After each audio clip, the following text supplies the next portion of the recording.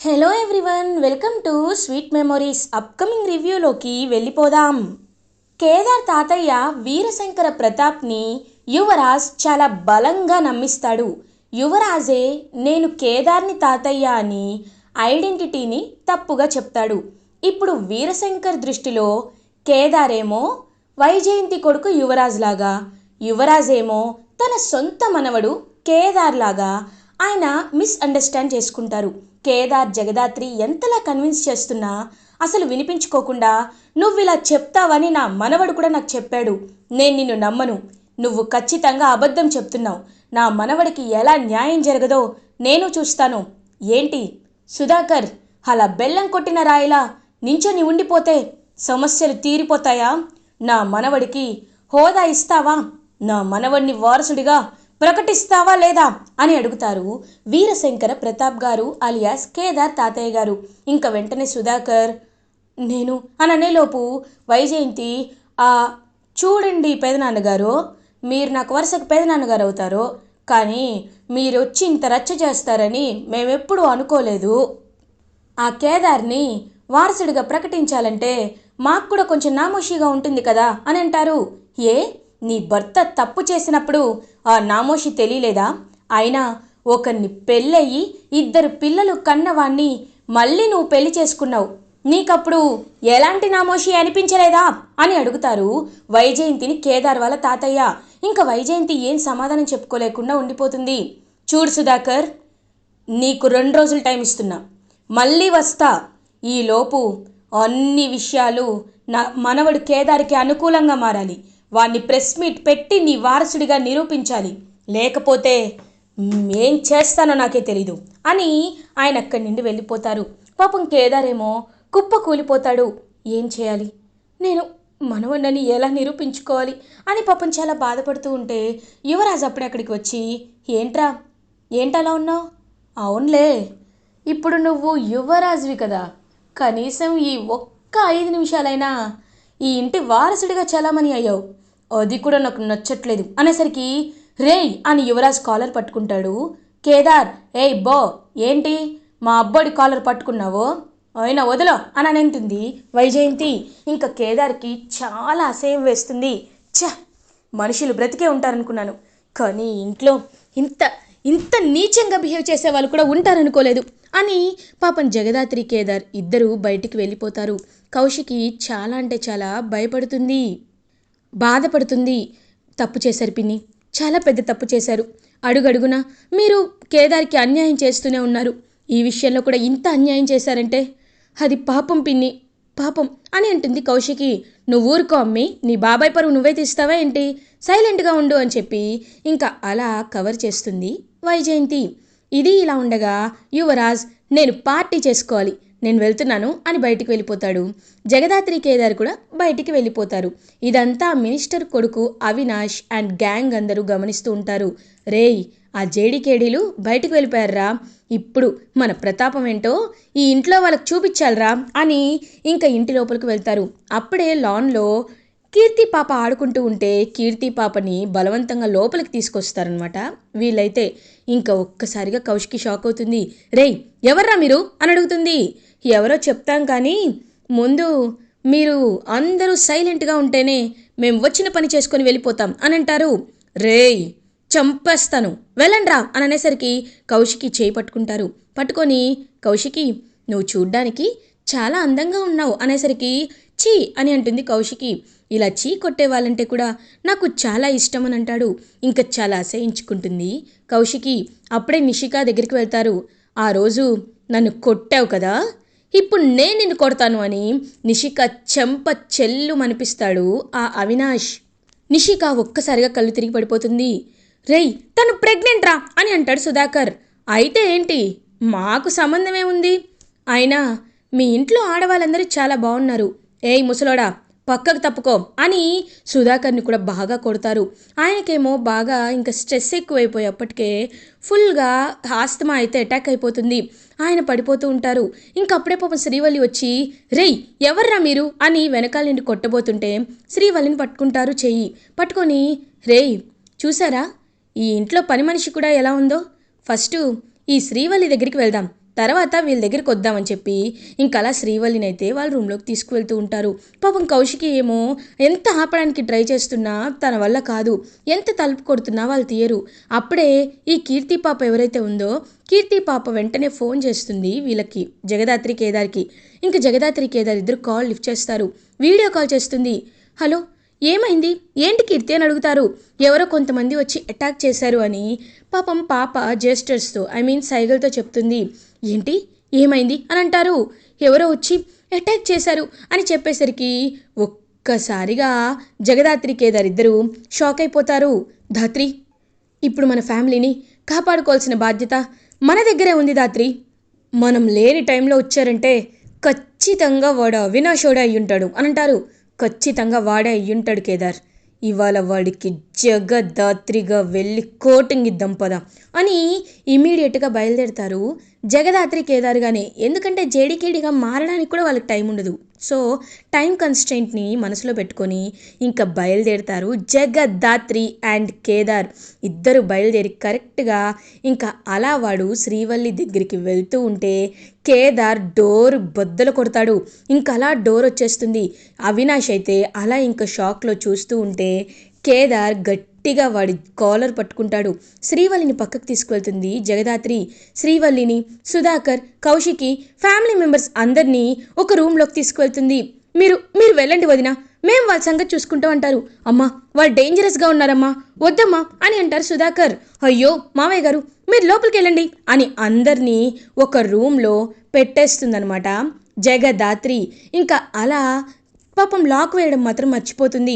ఇంకా వెంటనే నిషిక కళ్ళు తిరిగి పడిపోయేసరికి, నిషికకి వాటర్ కొట్టేసరికి నిషిక లేస్తుంది. ఏమైంది, ఎవరు వాళ్ళు, వాళ్ళని చూస్తుంటేనే భయంగా ఉంది, పోలీసులకు ఫోన్ చేయండి అనేసరికి ఫోన్లన్నీ బయటే ఉండిపోతాయి.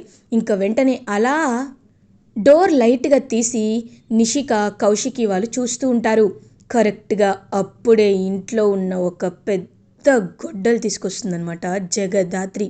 తీసుకొచ్చి వాడి వీపు మీద కొడుతుంది, దాంతో బ్యాక్ సైడ్ తిప్పి కొడుతుంది.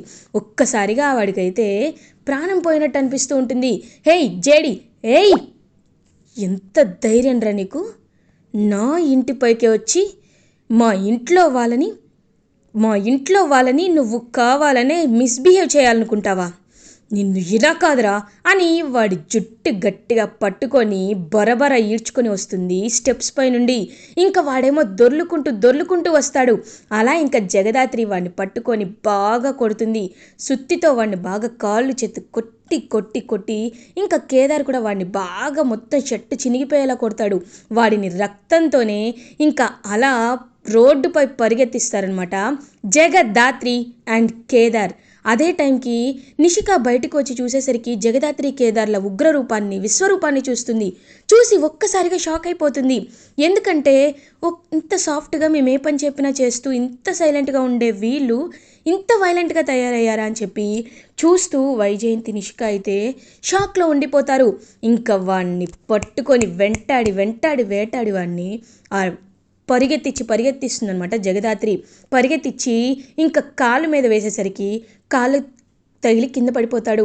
రేయ్, మా ఫ్యామిలీ జోలికి వస్తావురా, ఆడపిల్లలంటే నీకు అంత అలుసుగా ఉన్నారా, నువ్వు చెప్పింది చేయకపోతే చంపేస్తావా, నిన్ను కొడితే చంపేస్తావా, అంటే నువ్వు ఎంత వాళ్ళని అవమానిస్తున్నా వాళ్ళని కాళ్ళ కింద బ్రతకాలా, నీలాంటి పొగరుబోతు వెధవలకి సమాధానం నేను చెప్తా, అది కూడా జగదాత్రిగా చెప్తా, జేడీగా కాదు, ఒక సాధారణ గృహిణి జగదాత్రిగానే చెప్తా అని ఇంకా గట్టిగా వాడిని తీసుకువెళ్ళి ఒక సెప్టిక్ ట్యాంక్లో ముంచి వాడినైతే చంపేస్తారు జగదాత్రి అండ్ కేదార్.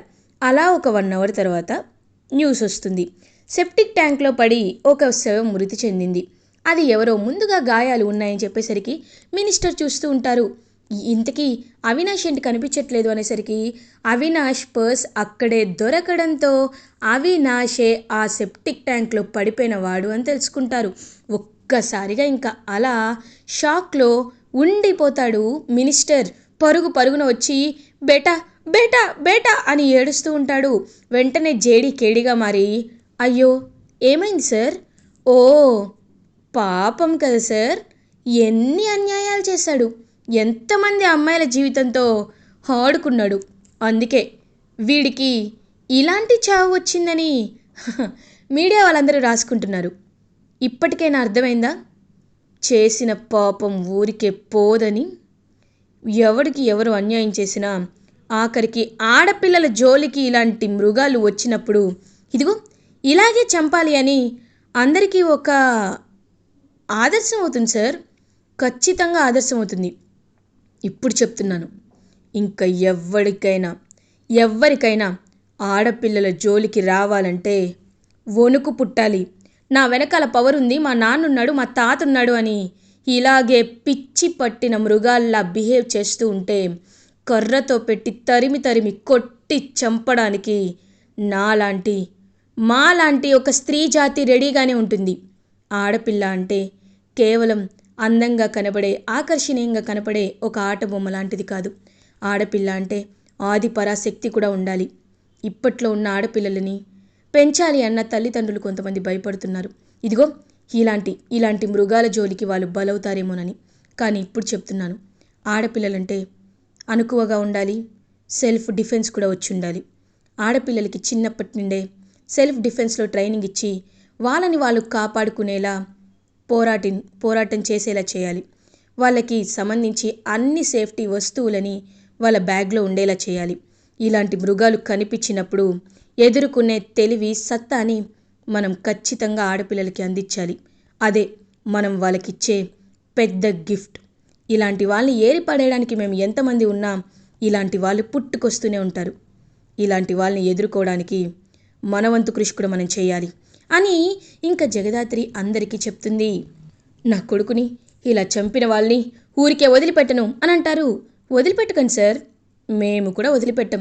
ఏం చేసుకుంటారో చేసుకోండి, పదకేడి అని ఇంకా అలా అక్కడి నుండి వెళ్ళిపోతారు జగదాత్రి అండ్ కేదార్.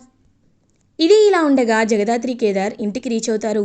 ఇంకా అప్పుడే అలా సిగ్గుతో తల వంచుకుంటుంది వైజయంతి. అత్తయ్య గారు మీకేం కాలేదు కదా, నిషి నీకేం కాలేదు కదా అని అంటారు. ఇంకా డాక్టర్ వచ్చి ఫస్ట్ ఎయిడ్ చేస్తూ ఉంటారు. కౌశికి జగదాత్రి కేదార్ చేతులు పట్టుకొని, దాత్రి మేము మీకు ఎంత అన్యాయం చేస్తున్నా మీరు మాత్రం ఎప్పుడు మా వైపు అండగా నిలబడుతున్నారు. ఇవాళ మేమందరం ఎంతో భయపడ్డాం, కానీ మీరు మాత్రం వాణ్ణి ఎదుర్కొన్నారు, వాణ్ణి తిప్పికొట్టారు. నిజంగా మీ రుణం ఎలా తీర్చుకోవాలో అర్థం కావట్లేదు దాత్రి.